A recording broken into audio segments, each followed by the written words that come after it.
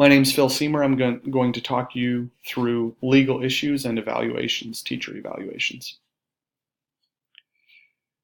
One article that I looked at was from Education Week. It's Teacher Evaluation and Issue Overview by Stephen Sawchuk. And it basically talked about what evaluations are. They are to evaluate the performance and effectiveness of teachers. Why are they done? They're supposed to be done to provide feedback for improvement for those teachers. And who does them? Well, it is governed by the state. The state says that schools must evaluate teachers, but the actual evaluation process is designed and implemented on the district level. In the same issue, the writer looked at why there is an increasing interest in teacher evaluations, and he found that there have been many reforms and many changes. But even though they've had all those changes, a teacher who would have been previously assessed tends to come out with the same evaluation score or the same evaluation rating with the new tools. So it's just too soon to know why those scores are the same or how to best use these evaluation tools, whether they're actually being implemented in the right way and implemented well by schools. So the advocates for these new tools, new evaluation tools and processes want clarity for improvement. They see the old tools as too vague and the new tools as more clear. Policymakers want these new evaluation tools and processes so that they can efficiently remove ineffective teachers. More recently, there's been an increase in evaluations that are done annually, so more teachers are being evaluated every year. And schools have wanted to use these evaluations to make decisions about compensation, bonus pay, or not granting bonus pay, promotion, and dismissal or probation status for teachers, even tenured teachers. The unions are generally supportive of these new evaluation tools and processes, but there's a qualifier. They are supportive if the evaluations are done to improve the teacher's skills, and if they're not used for decisions on things like compensation and tenure. So what are the concerns? Well, every classroom is a different climate and environment. So are these evaluation tools accurately taking into account the context of the learning? For example, what is the percentage of special needs students that are in a particular teacher's classroom? What about outside factors like challenging home lives? What about teachers who teach subjects that are not tested by the standardized test? And what about the increasing number of students who are in the opt-out movement, students or parents who decide that the students will not take the standardized tests, which can skew scores. If an intelligent student doesn't take the test, then the scores are going to skew down. Is it working? It's just too soon to tell whether these new evaluation tools and processes are effective. However, they are effective for teachers who are on borders. So a teacher who is in danger of being dismissed tends to improve, and a teacher who is on the border between bonus pay and not receiving bonus pay tends to improve and be granted bonus pay. The other article, one of the other articles that I looked at was from the same publication, Education Week, and it was about court cases that have come from the increased attention to teacher evaluation. So a lot of these cases have dealt with, first of all, how can the evaluations be used? Can an evaluation be used to determine bonus pay decisions? Can it be used for decisions to lay off tenured faculty? But they've also been cases involving how standardized test scores can be used. Can standardized test scores for students be used in teacher evaluations? If so, is it only their own students, so students they have in class, or can it be other students, for example, the whole school? Can the whole school's test scores be used for a particular teacher's assessment? And what about teachers of subjects that are not assessed by the standardized test? Can the standardized test still be a factor in that teacher's evaluation? One particular court case that I looked at was Wagner versus Haslam. And in that case, a Tennessee court actually threw out the case, in which the Tennessee Education Association argued against the use of school-wide student success measurements to evaluate teachers in non-tested subjects like art and music. So I kind of looked at this for the broader implications that it had, and basically the federal government seemed to be saying all kids in the school are your kids, creating a culture of collective responsibility. If you're the art teacher, you still are responsible for working in an environment that increases scores in things like reading, English, science, and math. And that led me to think about the administrators. Will the administrators start school-wide initiatives to start important conversations about school-wide concerns? Will schools provide professional development to address school-wide concerns? So if there is a problem with reading scores, is a principal going to start professional development so that an art teacher maybe assigns more reading?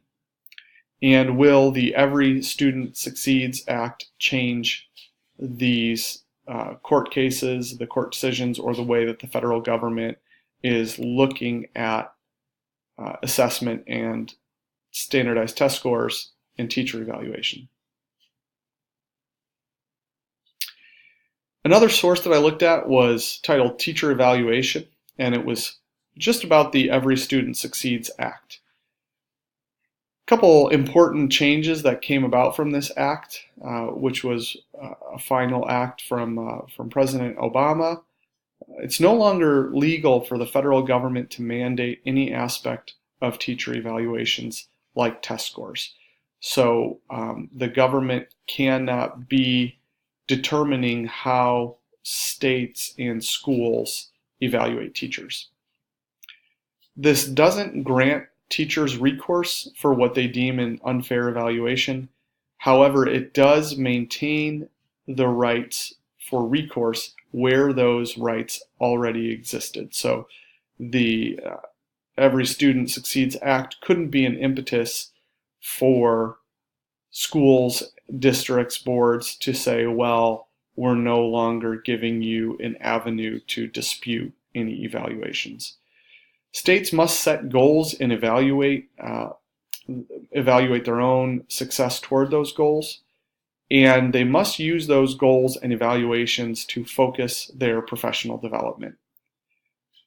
And there was a suggestion that states get teacher input on evaluation so that the teachers would buy into the new processes of evaluations. So what's happening in my school, Chicago Christian High School?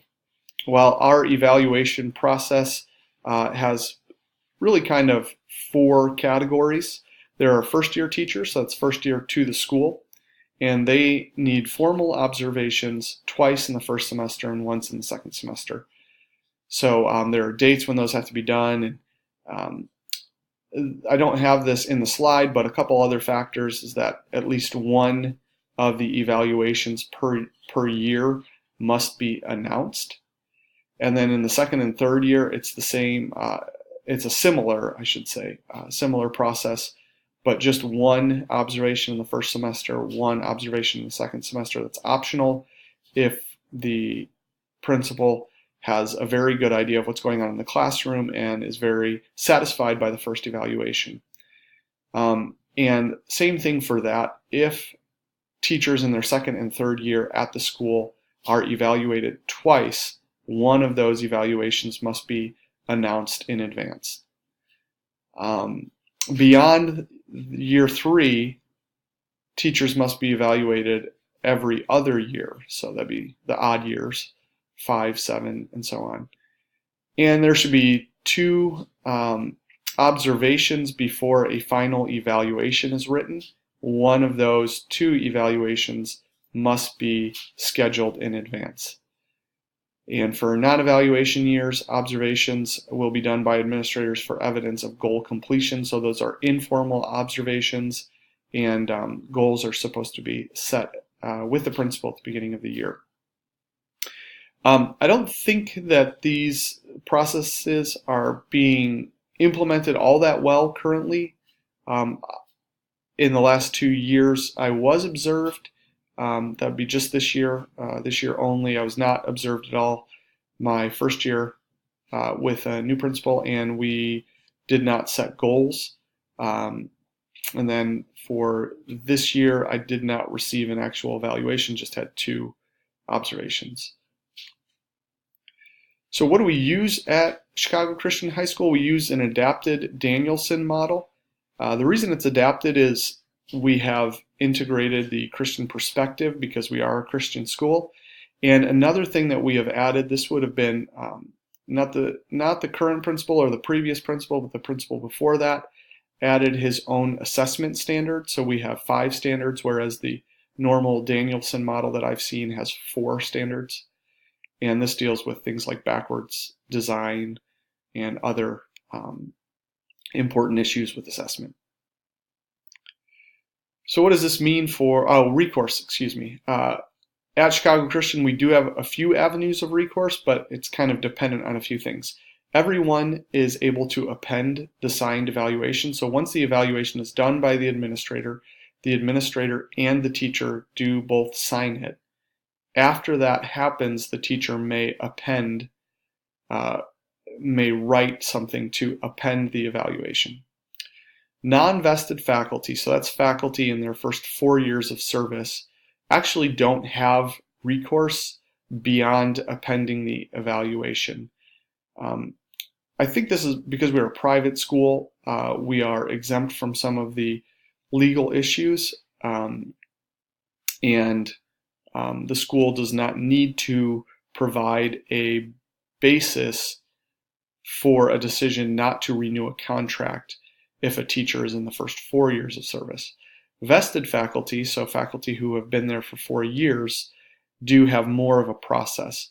They must be first placed on probation for a year, and if that probation is deemed unsuccessful by the administrator, vested faculty still can appeal to the board, which would then involve a process of board observations and making a public case to the board. And that has happened in my 9 years at the school, and the appeal to the board was successful on the teacher's part. He did maintain his contract, and that just involved, basically we usually get our contracts in March, so when his contract did not come, he had then April and May to be observed and present his case. And the board is pretty supportive of teachers and supportive of that process, and it did go well. My perspective, I plan to be a Christian school principal, so that means I do have more freedom in dismissal, and I believe that Chicago Christian's current model offers flexibility and grace, which I think is good. I think an administrator should have some flexibility early on in a teacher's career to be able to say, you're not a good fit. However, I think once a teacher has been there for 4 years and really sacrificed for the community, there should be a little bit more of a process. I'd also say that Chicago Christian does not do enough to link evaluations and professional development. That is something that really could be should be improved. I am also Chicago Christian could do a little bit more to have school-wide initiatives to make evaluations tied to those. I and another teacher who's involved in a principal program are doing some professional development because our reading scores have been decreasing, so we are actually leading the school in professional development for signs and signposts to try to get every teacher on board with teaching reading, even in subjects such as art and the band and choir teachers. Here are the references that I used for my presentation. Thank you for listening.